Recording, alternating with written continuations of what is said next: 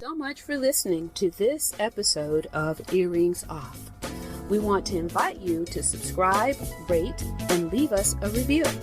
You can find us on Facebook at Earrings Off Podcast and on Instagram at The Earrings Off Podcast. Welcome to Earrings Off. I'm Lou. And I'm Teresa. Let's get started. Hey y'all, welcome to today's episode. We are thrilled about our guest, Jeff Bailey. Jeff is an expert in joint health and bone strength who's helped thousands of people move past pain and get back to the activities they love. What sets Jeff apart is his innovative approach. He teaches that our joints actually need gentle pressure to stay healthy. After a major ski accident at 50, Jeff discovered firsthand how compression can restore mobility and strength. Now, at 61, he's proof that it's never too late to feel strong and independent. He's the author of Mobility for Life, a trained rolfer, and the founder of Avita Yoga Teacher Training. His retreats, workshops, and teaching have inspired so many. And today, he's here to share his wisdom with us. Let's dive in.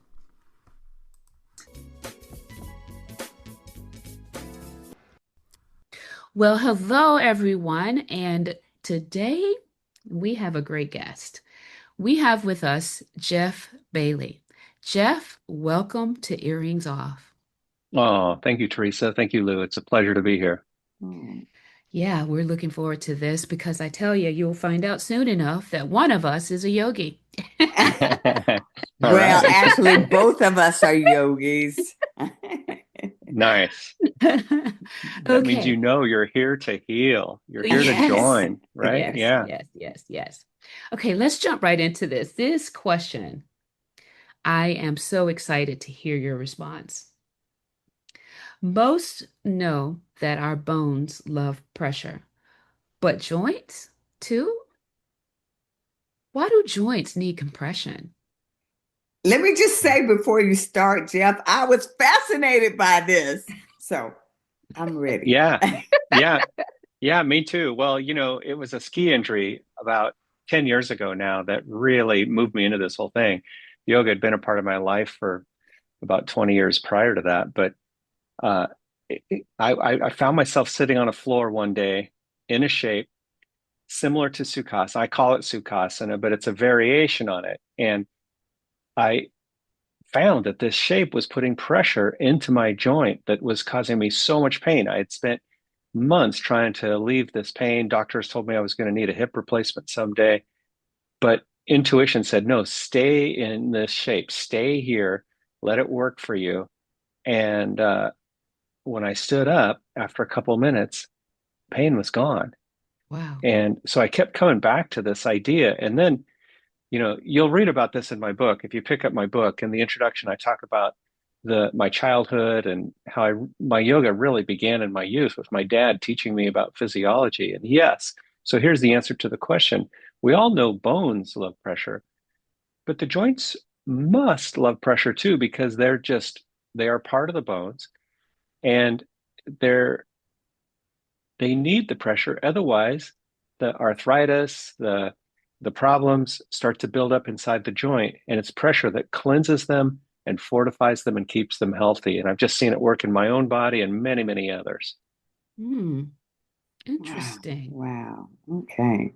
Jeff, you say that the primary skill in your method is to discern the difference between pain and healing sensation. Can you say more about that? Because that's very important to be able to discern the difference in that. It sure is. Yeah. That's the perfect follow-up question to the preceding one, because the minute you think, oh, I'm supposed to put pressure into my joints and I have arthritis or I have pain there, the immediate response is no way. Mm-hmm. But if you're thoughtful about it and you go slow and you listen to the sensation that you generate, then you'll get to this point where, regardless of the degree of pain or problem inside your joint, the pain starts to diminish. It may be a little uncomfortable. It's kind of like I'm sure you've all had a massage where the massage therapist has their knuckle or their finger in a kind of a trigger point area, and you say, wow, that hurts so good. Don't stop. And we know that it's releasing. We know it's resolving something.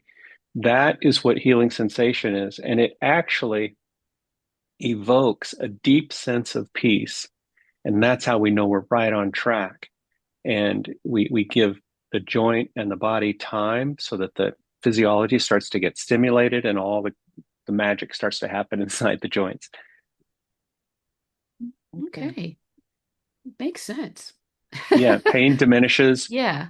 There's this medical term called remodeling where, the interior of the joint starts to literally change with how we use it.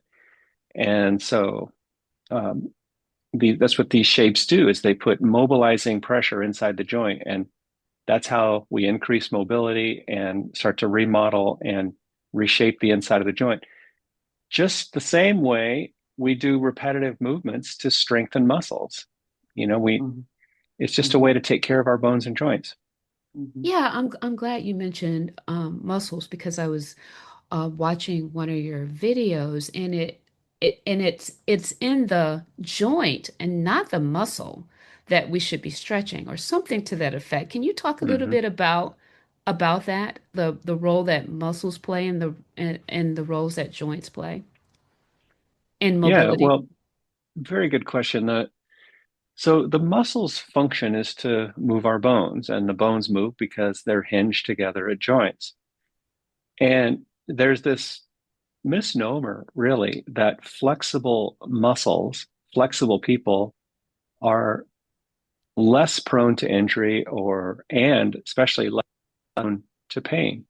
And it's simply not true. There's plenty of flexible people that have issues in their joints. And it's the joints that where we're going to doctors to get replaced. We're not going to doctors to get our biceps replaced. We're going to get shoulder replacements and hip replacements and knee replacements. And so it's so common. And the piece of the equation that's being left out is steady compression and just basic joint care.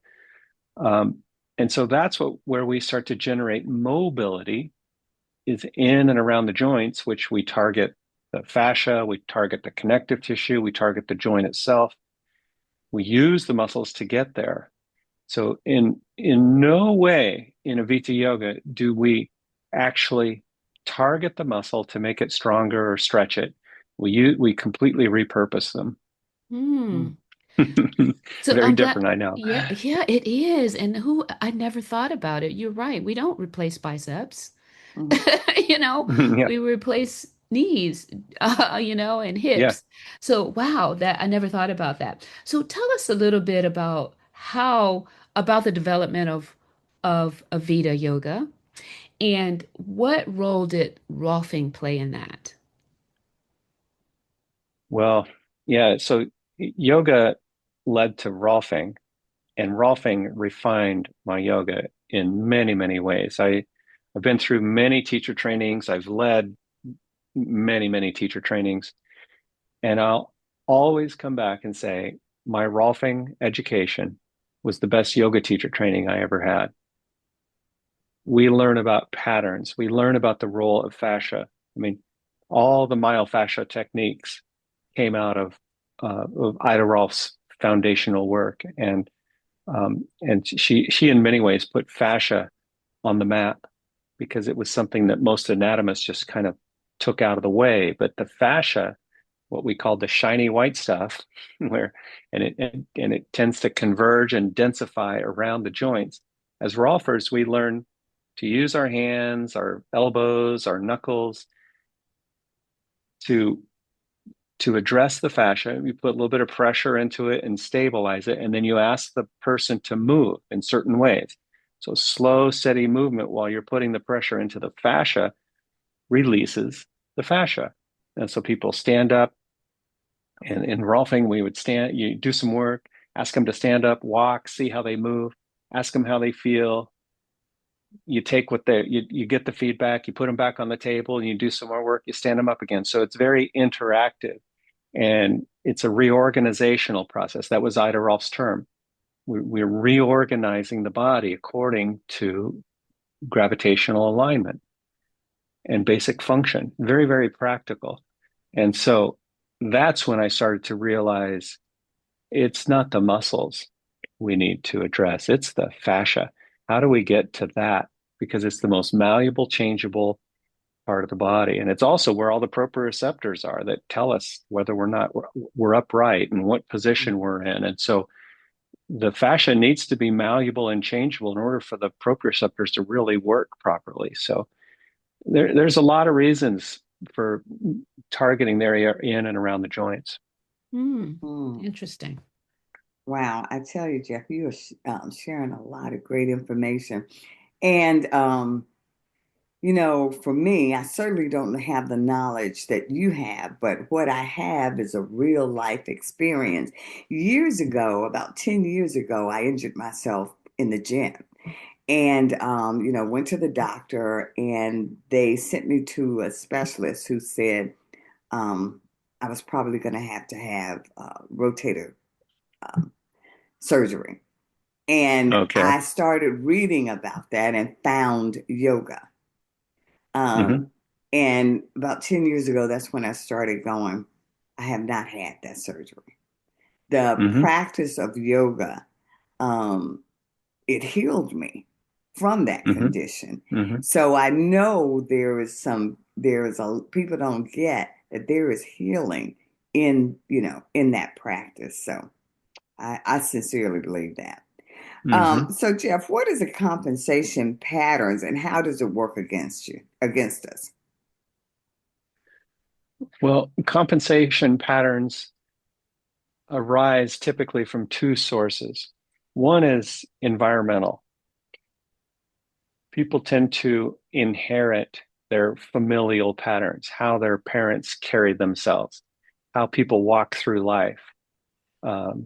And those patterns, like let's just say forward head posture, that's a pattern that everybody's aware of today because of the way we use all of our devices.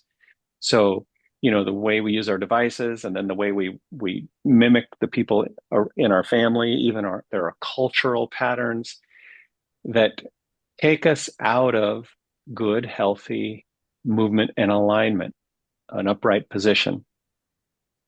There's a term in my book called the primary pattern. The primary pattern is the one of time and gravity. Very few people can fully escape the primary pattern.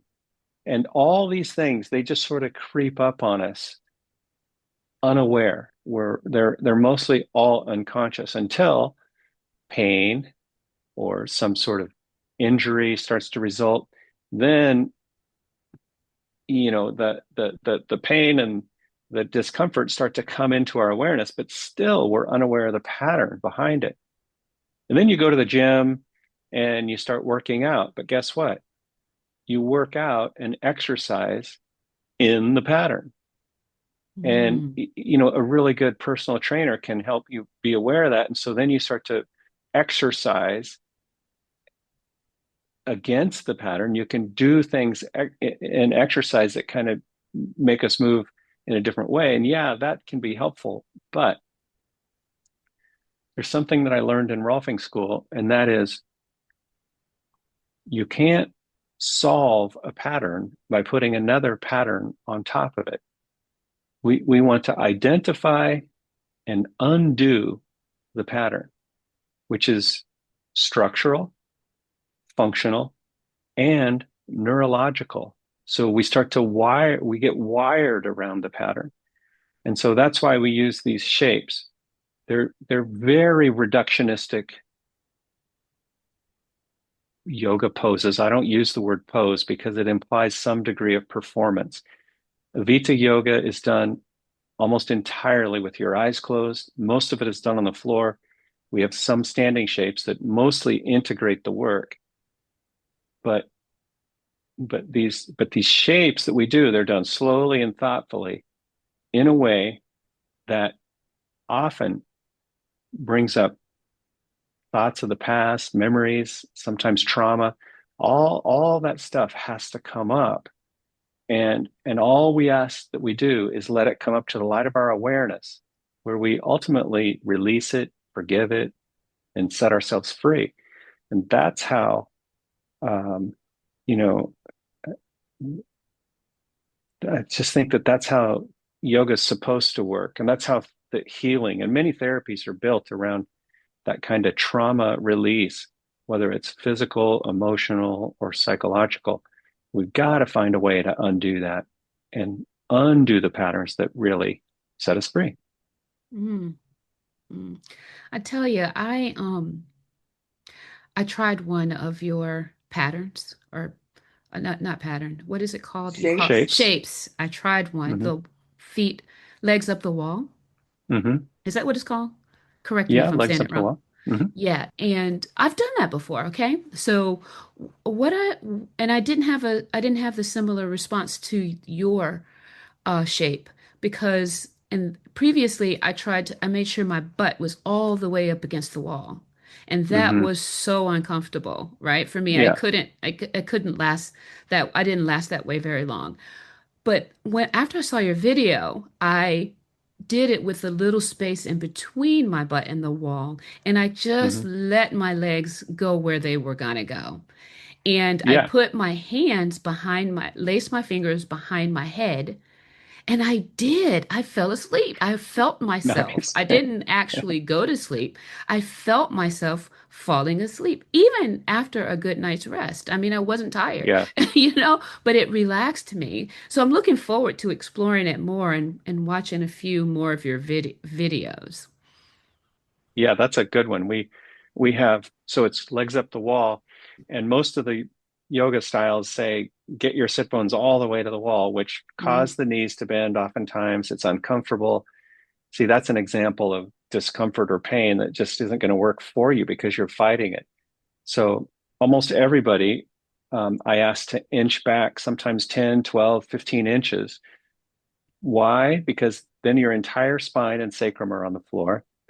The knees get to extend passively. Okay, so if there's rigidity in the knees, then we start to resolve that in a very kind and sustainable manner. And then, especially, there's loads of arm work, there's loads of footwork, and all kinds of work we do with legs up the wall. I would say probably almost 40, 50% of the yoga shapes we have are versions of legs up the wall. And so we're always in that deeply relaxed, almost parasympathetic state while we expose our mind and our body to the restrictions and the patterns. And yeah, finally, it's not uncommon for people to take a nap in that shape. It's my go-to shape. Whenever I want to nap, I just put my legs up the wall, support my head, interlock my fingers, turn my head to the side, and it's almost always lights out pretty quickly. Yeah. And Yeah, so I we're can see healing, that. we're Yeah. reversing the effects of gravity while we're in the shape too. Yeah, that's some good stuff. I know we've touched on this a little bit, but at its best, yoga is an undoing. What does that mean? Can you just chat with us a little bit about that? Yeah. Well, it goes back to of the idea that we can't resolve a pattern by putting another pattern on top of it. Like for example, if when I was a kid, I my pattern was kind of head forward, shoulders forward. I was a very introspective kid, and my dad would always tell me, pull your shoulders back. And so just pulling my shoulders back was putting one pattern on top of another. And so we tend to do that. We try to hold ourselves up and have the proper posture and all that. But the minute you put a rule on the body, you're going to create some form of rigidity somewhere. And it might look good, it might feel okay in the short term, but in the long term, that will always work against us. So, in that regard, I need to undo the the layers in the nervous system, the muscular system, the skeletal system. It all has to be undone so that the body naturally comes into a state of alignment. There's no, in Avita yoga, we're always undoing. There's no rules. There's no proper way to hold yourself. And so, so that's a big part of it. And then for many years in the yoga world, I owned a studio in Boulder, Colorado for 10 years. And uh, I didn't put up any mirrors. I resisted mirrors because the minute you put up a mirror, you become a little, even the littlest bit competitive.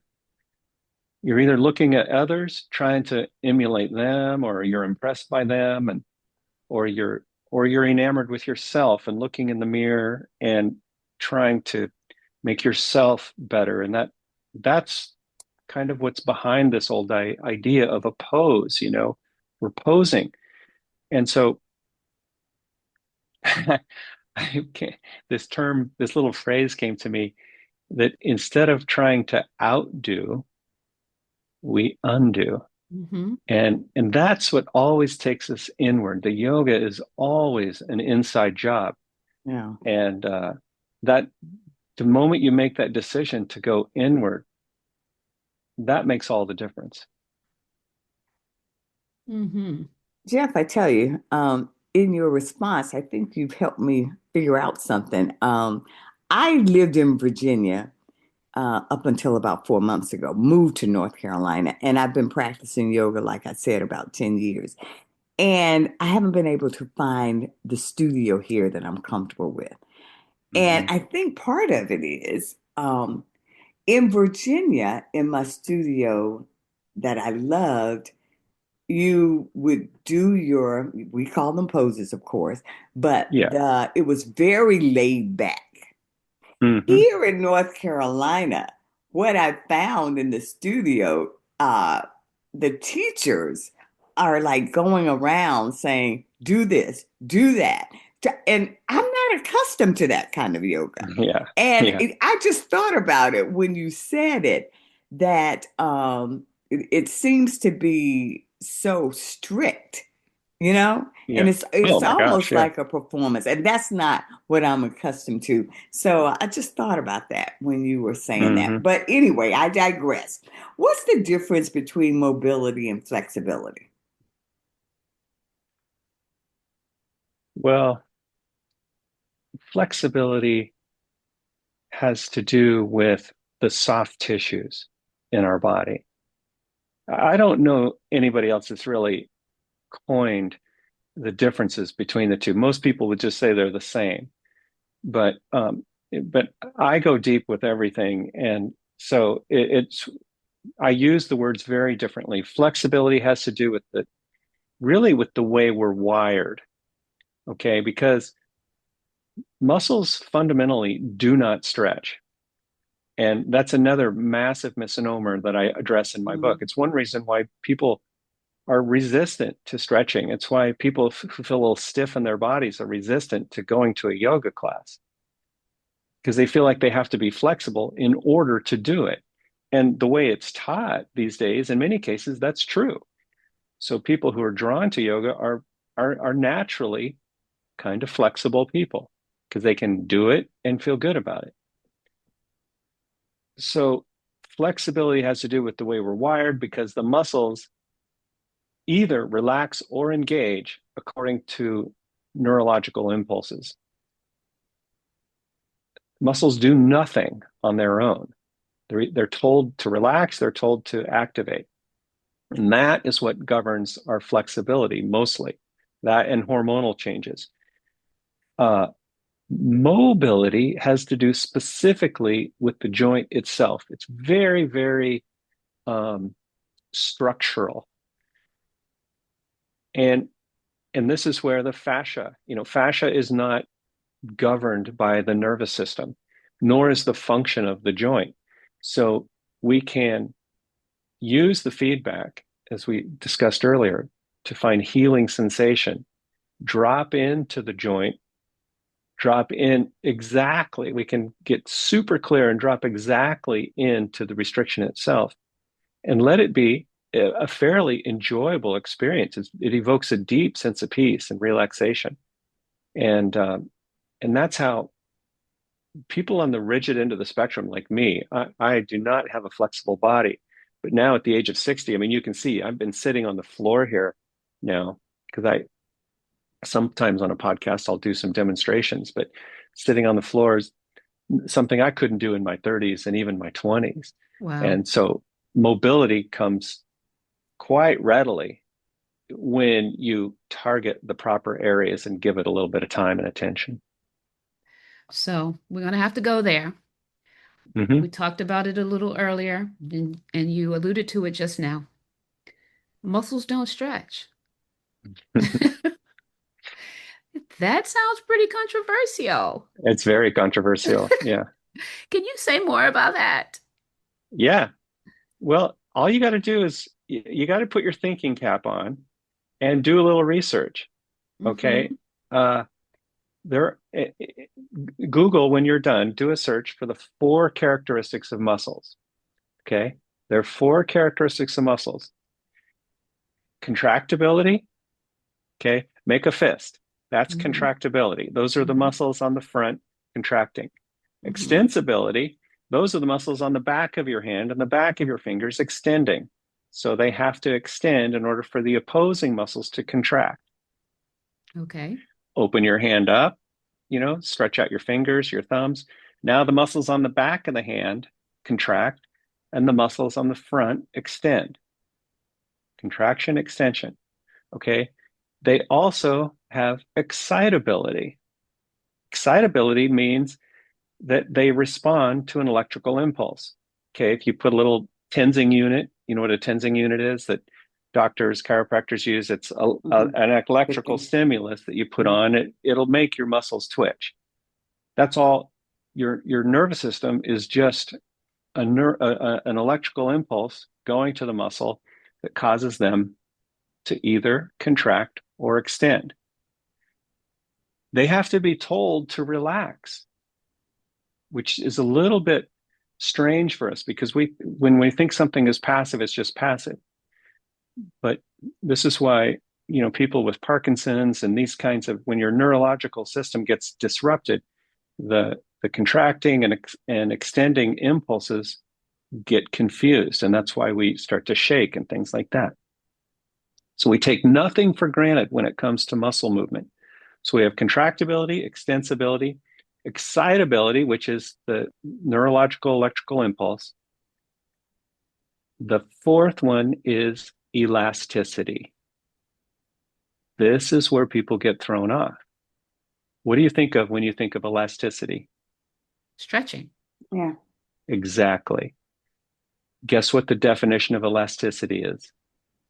Tell me. Elasticity is a, a material or substance ability to return to its original shape. Mm. So when your muscle extends, it has the ability to return to its original shape. Okay, it doesn't mean that it's stretchable. So even Mm-hmm. like when you drink, if you have a drink out of an aluminum can and you squeeze it just a little bit, it has a dent in it. But if you just move it just right, that dent will pop back out.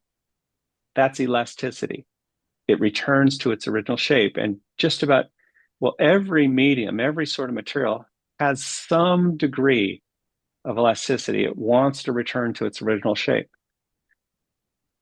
A rubber band is flexible and elastic, and our muscles are not at all like rubber bands. If they were, so in order for you to sit here and stand and sit upright and hold your head on top, okay, just the normal things of human behavior. If you had flexibility like a rubber band, it would be a constant fight. Okay, but the muscles have this ability to stabilize us and hold us. If they were truly flexible, the, life would look very, very different in a human body. Mm. And uh, and so we violate that all the time when we try to stretch them. Now, because we don't use our joints and our muscles fully, we want bigger muscles, we want defined muscles, but we rarely go to the gym and use our muscles fully. That is a byproduct of this practice. For example, opening your hand all the way. Full movement of the shoulder means arm overhead toward the midline and actually about 4 or 5 inches behind your head. That's the full range of motion of a shoulder joint. And if you don't begin to use your joints fully, you don't have to perfect the shape. You don't have to get full range of motion. You just have to approach the blockage and spend a little time with it. That's what helps create the mobility. But we're also using the muscles more fully and getting them to their full extension, which is very different than trying to stretch them. So that's why I wrote the book. There's a chapter dedicated to that very idea in the book. And it really takes a book to explain this with pictures and diagrams and things like that, because every doctor I've ever talked to about this agrees with me. They learned the physiology. They know it, but they hadn't figured out a way to capitalize on it and really make it work for us. And so I feel like this is going to be a kind of a revolutionary approach. It should be a revolutionary approach to yoga. We'll find out how popular the book is. Yeah. So, Jeff, what's the one thing we can do to maintain our sense of youth and mobility for life? Well, gosh, one thing. I guess it would start with a desire to look within. That's everything. We look outside ourselves for the answers. And it doesn't mean that there's not helpful guidance outside of ourselves. That's why you might be guided to pick up a book or go see a professional for some help. But let the call for help come first from an inner inquiry. Look within, and because that's the road less traveled that Robert Frost was talking about. A fork diverged in the wood, but that fork is within us, and the road less traveled is within, and that's what starts to make all the difference. And from there, who knows? You may be inspired to do all kinds of things that bring about a youthful place. But as long as we look outside and point the problem and look back on time and say the problem is it's too late, it's too this, it's too that, I can't do this, I can't do that, we're stuck in an outer thought and an outer world, and it gets us nowhere. Going back to compensation patterns, what is the primary compensation pattern in a human body, and how do we resolve it? Yeah, the primary pattern is the one I spoke about earlier with time and gravity. That tends to buckle the knees. It shortens the hip flexors. The hips get stiff, usually in the front. Ankles get rigid. It's about the time you need a walker or a cane to hold yourself upright. The spine can do a number of things, I've found. People can be stuck in a primary pattern, hinging forward, sort of falling forward in slow motion, but still have a lordotic curve in their low back. So the spine can take on many different shapes, which we address in our practice.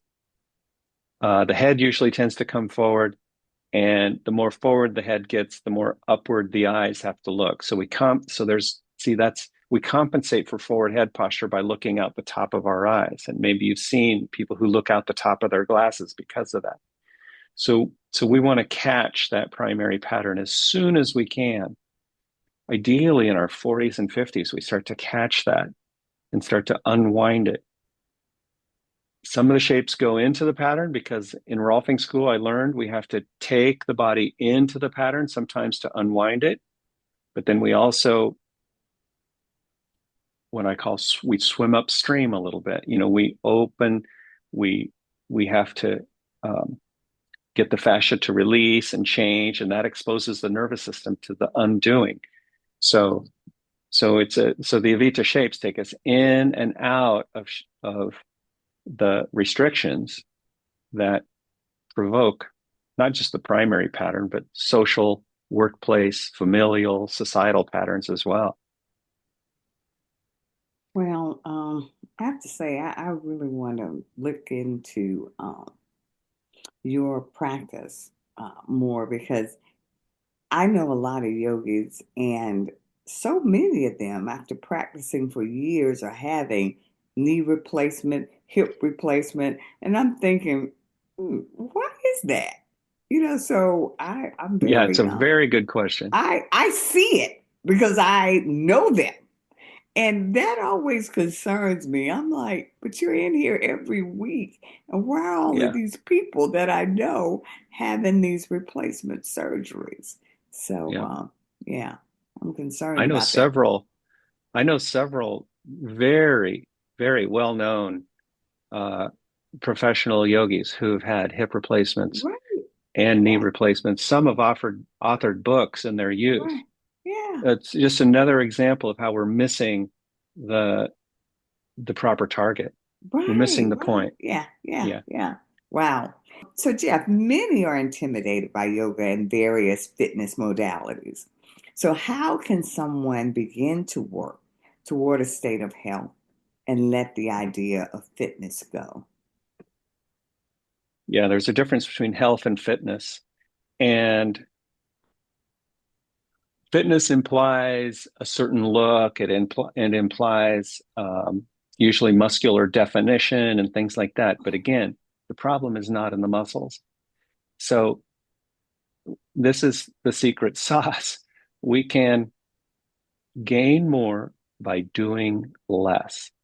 The moment you take on a willingness, the moment you say, you know what, I want to be mobile for health. I want to start to kind of question the activities that I do today, just like the yoga you were talking Mm-hmm. about, Lou. Hmm. Yeah. Is my movement today really going to help me tomorrow? Yeah. And so then we really have to ask that question, and that takes us inward. We've got to stop looking out for the Right. answer all the time. So that takes us inward. And then you say, okay, well, I want to keep my original parts. I want to keep my joints. It's a hassle, it's expensive, there's risk related to the surgery. Hmm. I know the Yeah. technology is Yeah. very good, Yeah. and there is a place for it. In my book, I address this because I've, over my 10 or 12 years of teaching this version of my practice, is I've I've had many conversations with students before and after surgery. And so I know there's a time and a place for surgery. I know about all the risks because I've seen it all. And but for most people, they want to keep their original parts. And I know I'm one of them. I've turned I've turned knee arthritis around for myself. I've turned shoulder issues around, rotator cuff issues, just like you were talking about, Hmm. and then certainly my hip, which is kind of my biggest project. It's doing really well now at the age of 61, and I go to the doctor about every few years. I'll actually just go get an MRI. You can get inexpensive MRIs now. There's imaging centers, Hmm. and get a reading. I'm my own experiment, and I've watched my hip get healthier as time goes by. It works.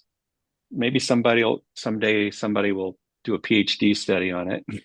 Yeah. But there's already a lot of stuff in my book has been cited from scientific studies. So I'm not making this up. Great, great information. Thank you for sharing. Yeah. All right. So we've reached the last of our questions. What parting advice or information would you like to leave with our audience? Well, in addition to picking up my book, Mobility for Life, you can pick it up at mobilityforlifebook.com. It's available on Amazon and Barnes and Noble, all the major distributors. You can find it there. Um, Mobility for Life by Jeff Bailey. The advice that I would have is Don't be afraid of the pain. Listen. And again, let yourself go inward. The moment we get afraid and then we look outside for the answer, and the minute we find out there's something wrong with us on the inside, we just want to fix it immediately. And even, and doctors are telling people now, if your pain is keeping you awake at night, it's time to get a hip replacement, or it's time to replace something. And that's way, way too soon. Listen to the pain and let it take you inward. And but then you go, okay, what? I need to know what to do once I'm doing that. Well, that's what this practice is for. We use shapes and it will take you inward. The problem and the solution are always in the same place. And so we just keep following it in until we get to the issue, which is almost always in and around the joints. We spend time with it and it just starts to resolve. All righty. This was awesome. Jeff, thank you so much for spending time with us today. We wish you all the best. Thank you. Very nice. Thank you so much. Thanks, Lou. Thanks, Teresa. Take good care.